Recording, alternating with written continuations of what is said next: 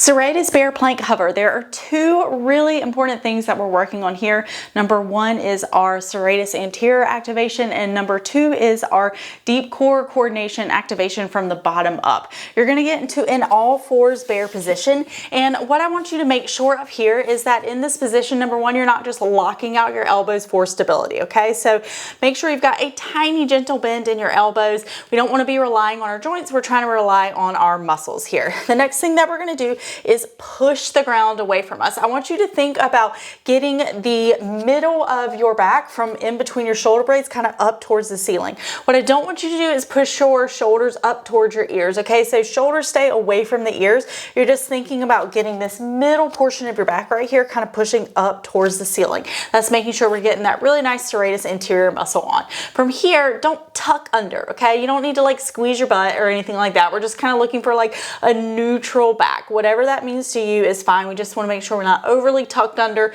or overly dumped forward. So we get kind of in that neutral position. Now from here, we've got serratus on, so we're pushing the ground away from us.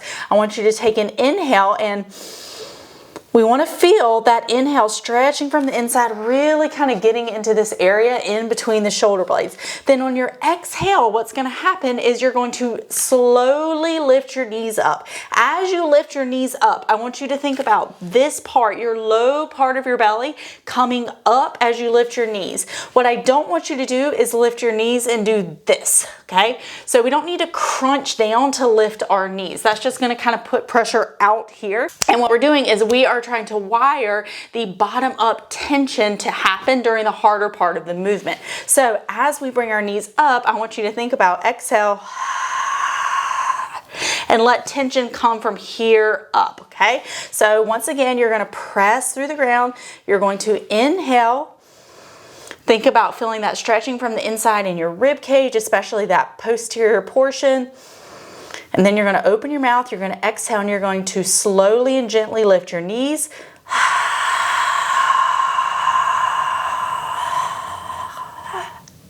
And I want you to really feel when you lift your knees, that tension and pressure comes from here up. We don't need the tension and pressure to do this for us to be able to lift our knees. It's going to get a really, really great low TVA activation for us and make sure that we are recruiting that deep core and serratus anterior.